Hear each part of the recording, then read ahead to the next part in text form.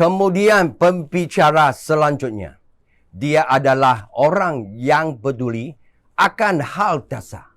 Sangat mementingkan dasar dalam membangun sebuah tim. Selangkah demi selangkah, dia mempelajari dan menerapkan budaya yang adalah di Liwei. Dia tahu bahawa sukses tidaklah mudah. Kerana sukses adalah hasil daripada akumulasi usaha yang kita buat. Hingga saat ini, beliau tetap fokus pada tujuan awalnya dan telah mencapai tim Supreme Pegasus 3. Hari ini, dia akan berbicara tentang lingkungannya adalah hasil. Dia adalah Rico Lee.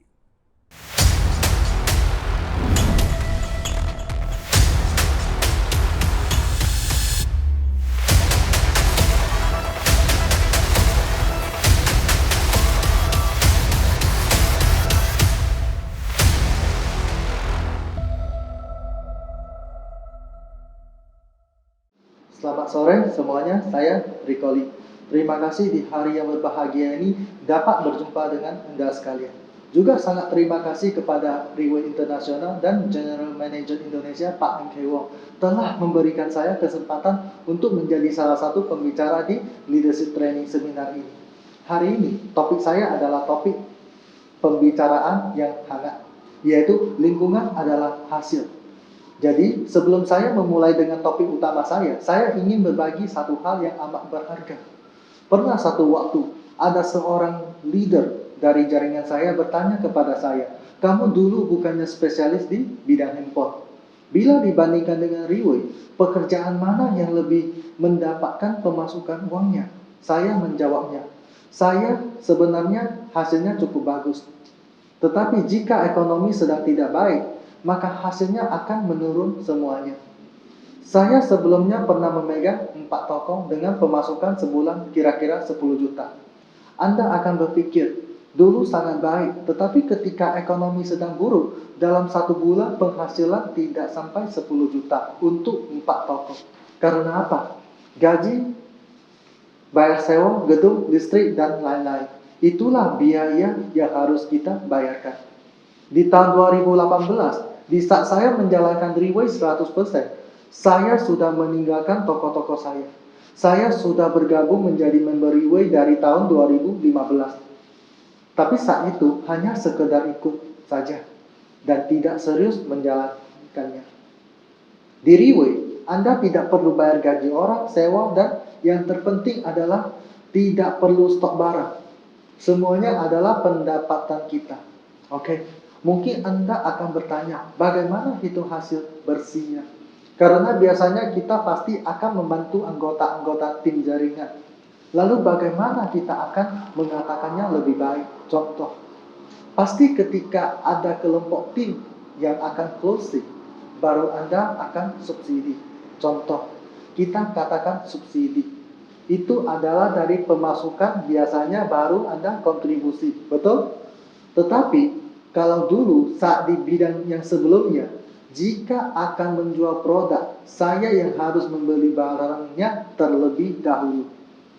Ya, yang artinya kita harus mengeluarkan modal terlebih dahulu. Ini adalah perbedaannya. Saya jawab kepada leader saya.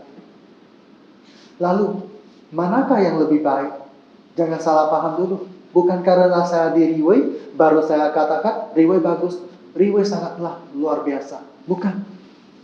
Tapi Riwei memanglah sangat bagus. Makanya baru saya masuk kerjakan Riwei. Ini beda sekali. Hari ini saya ingin membahas hal ini bukan karena income saya sudah sangat baik. Bila dibandingkan dengan top leader Riwei lainnya, ini adalah permulaan bagi saya. Bila saya lebih awal datangnya, mungkin hari ini akan lebih baik lagi. Yang terpenting adalah saat pandemi ini, bagaimana perasaan saya? Saya benar-benar sangat berterima kasih kepada Tuhan. Karena saya telah dipertemukan dengan platform ini dan lingkungan ini. Sangat banyak orang mengatakan uang adalah raja. cash is the king. Di saat ekonomi sangat bagus, yang terbaik adalah menyimpan uang. Jujur, dulu saat saya menjual barang dagangan, ekonomi masih baik. Tiap bulan bisa dihitung penghasilan masih menguntungkan. Kalau masalah uang, kita mungkin tidak terlihat terlalu banyak di rekening. Walaupun sudah tutup buku, kami tetap ada pemasukan. Tapi kebanyakan kita kembalikan lagi ke persediaan barang. Dan di tahun tersebut sangat menguntungkan. Tetapi di Riway yang kita dapatkan adalah pemasukan kita tidak ada dalam bentuk barang. Saya baru tahu apa yang dimaksud dengan saldo dalam rekening. Karena semua pendapatan kita tidak perlu diinvestasikan dalam bentuk barang. Bila benar seperti itu, berarti kita boleh untuk menginvestasikan kepada manusia. Percayalah kepada saya, kalau kita menginvestasikan ke manusia, maka yang akan kembali akan lebih banyak. Lalu ingin mendapatkan manusia lebih banyak lagi atau mengumpulkan lebih banyak orang. Tentunya kemampuan seseorang pasti terbatas. Tetapi kita bisa melalui lingkungan untuk mempengaruhi manusia. Singkatnya, saya merasa bahwa saya bisa memiliki peringkat atau hasil seperti sekarang ini, maupun memiliki prestasi kecil. Menurut saya, yang terpenting adalah kita memiliki lingkungan yang sangat bagus di Riway. Lingkungan memiliki dampak yang sangat besar bagi seseorang. Terutama, jika semakin lama Anda berada di dalam sebuah lingkungan, maka Anda akan semakin mudah terpengaruh oleh lingkungan itu. Dan jika Anda berada di lingkungan yang baik, Anda akan mendapatkan hasil yang baik. Jika Anda berada di lingkungan yang negatif, Anda akan mendapatkan hasil yang negatif. Misalnya, ketika seorang karyawan kantoran berkumpul dengan rekan-rekannya, mengobrol setelah pulang kerja, menurut Anda apa yang mereka akan bahas? Seringkali adalah hal-hal yang negatif. Mengeluh tentang bos ataupun perusahaan, mengeluh tentang segalanya, mengeluh bahwa dia sangat bagus tetapi tidak bisa tampil, mengeluh bahwa dirinya sangat kompeten tetapi tidak bisa diterapkan semuanya berkaitan dengan orang lain.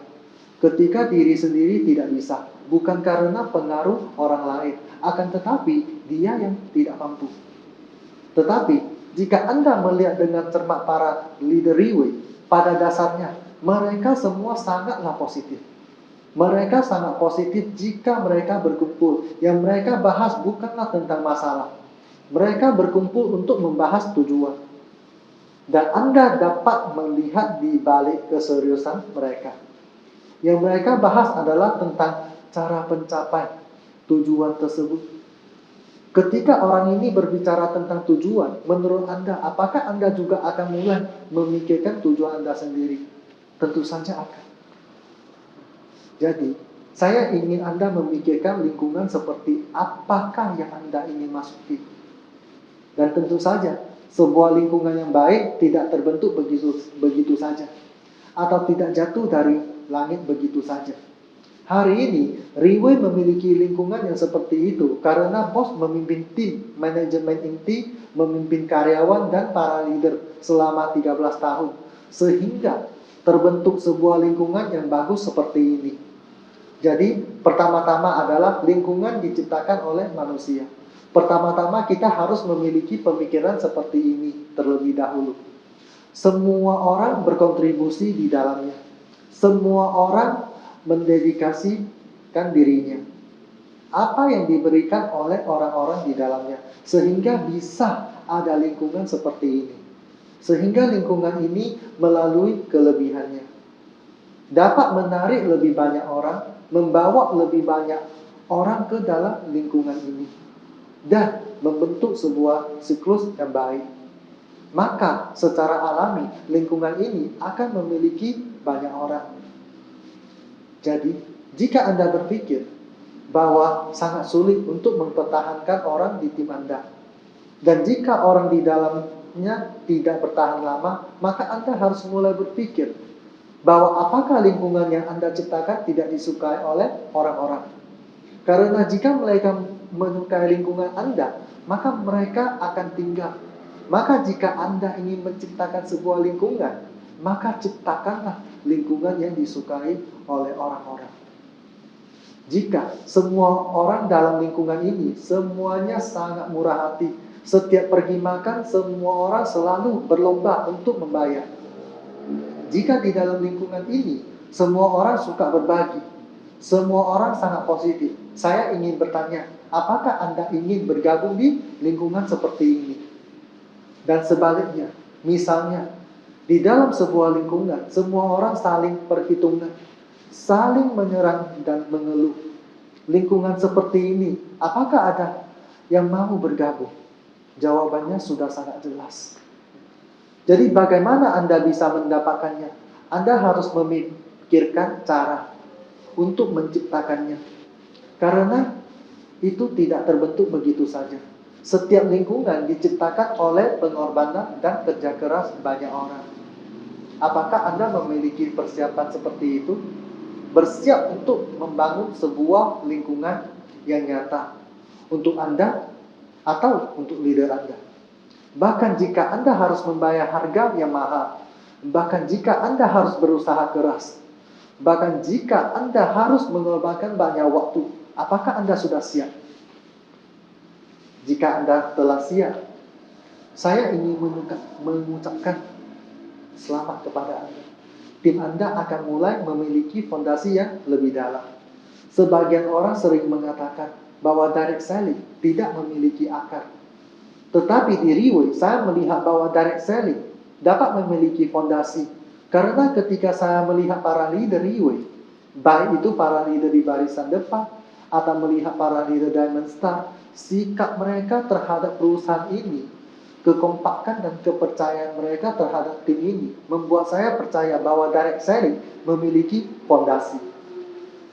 Fondasi ini tidak dibangun berdasarkan asas kepentingan. Karena Anda harus percaya, orang-orang bisa datang karena asas kepentingan. Secara alami, mereka juga bisa pergi karena asas kepentingan. Fondasi yang sebenarnya adalah yang dibangun atas dasar persahabatan dan hubungan antar manusia. Perlakukan semua orang di tim Anda dengan baik, khawatir dan perkembangannya, khawatir akan masalah yang dia hadapi, khawatir apakah dia menghasilkan uang atau tidak. Itulah lebih penting daripada mengkhawatirkan penghasilan sendiri. Selain mengkhawatirkannya, kita juga harus membantunya menemukan jawabannya, membantunya membangun timnya, dan membantunya mengatasi semua masalah yang dia temui. Jadi Anda lihat, ini tidaklah mudah. Tapi hubungan dan persahabatan yang sebenarnya terjalin selama prosesnya. Ini adalah bagian paling berharga dari direct selling. Selalu berharap bahwa dakwah Anda menjadi lebih baik dari Anda, lebih sukses dari Anda, dan lebih menghasilkan banyak uang dari Anda. Industri di luar sana tidak mungkin ada yang seperti ini. Tetapi hal ini terjadi di industri direct selling. Hal ini terjadi di Riway. Berbicara seperti orang suci, ya memang benar. Tetapi cobalah lihat bos kita dan General Manager Indonesia, Pak MK. Para top leader juga seperti itu. Mereka memiliki hati untuk berkontribusi dan berdedikasi. Barulah terbentuk fondasi untuk organisasi. Barulah terbentuk fondasi untuk tim. Terakhir, saya ingin sharing sebuah cerita yang pernah di-sharing oleh bos di acara malam penghargaan leader. Suatu ketika ada seorang ayah, dia memiliki 2 gunung. Satunya disebut Gunung Hijau, satunya lagi disebut Gunung Merah. Sebelum meninggal, dia memanggil kedua putranya. Dia memberikan Gunung Hijau yang memiliki sumber daya yang melimpah dan memberikannya kepada putra sulungnya. Kemudian, ada gunung yang tidak memiliki pohon. Gunung yang gundul, itu disebut Gunung Merah. Dan memberikannya kepada putra bungsunya. Putra sulungnya sangat senang sekali sejak ayahnya meninggal. Putra sulung terus menebang pohonnya, menjual satu persatu pohon di gunung tersebut. Dijual untuk menghasilkan banyak uang. Lalu dia mulai berfoya-foya, menghamburkan uang yang dia miliki. Beberapa tahun kemudian, semua pohon di gunung telah habis ditebang. Lalu dia tak punya uang lagi. Kemudian dia pergi ke Gunung Merah untuk bertemu dengan adiknya. Ketika tiba di Gunung Merah, dia sangat terkejut karena dia melihat Gunung Merah ini berbeda dengan yang dia lihat dulu. Gunung Merah di hadapannya penuh dengan pohon buah-buahan dan juga ada banyak bunga. Jelas-jelas dulu gunung ini gundul. Dia bertanya kepada adiknya, "Mengapa Gunung Merah menjadi seperti ini?" Adiknya menjawab, "Sejak saya diberikan gunung ini, saya selalu mengari gunung tersebut. Saya terus menandakan benih di Gunung Merah ini. Saya terus berupaya keras di Gunung Merah ini. Sehingga ada hasil seperti sekarang ini." Para rekan-rekan sekalian, apakah tim kita tidak seperti sebuah gunung? Kontribusi Anda untuk gunung ini, dedikasi Anda untuk gunung ini, suatu hari nanti gunung ini akan memberikan imbalan yang luar biasa untuk Anda. Mungkin ini sulit. Mungkin ini ada harga yang harus dibayar. Tetapi pada akhirnya, ketika Anda melihat hasilnya, Anda akan percaya bahwa semuanya sepadan. Saya percaya bahwa kita semua dapat belajar sesuatu dari cerita ini. Dan juga bisa mendapatkan lebih banyak hal di Riway. Dulu saya pernah melewati peristiwa tersebut. Dan hari ini pun masih dapat mengambilnya dari sebuah platform. Saya mengajak Anda untuk jangan ragu-ragu. Kalau mau fight, ikutilah perusahaan ini. Itu sudah pasti benar. Dan ya, berhasil perlu pengorbanan. Tapi harus ingat juga, kalau gagal pun perlu pengorbanan. Dengan pandangan orang lain bahwa kita ini rendah. Tetapi di saat kita berhasil, barulah kita bisa buktikan kepada mereka yang dulunya memandang rendah kita, bahwa sekarang kita sudah bisa.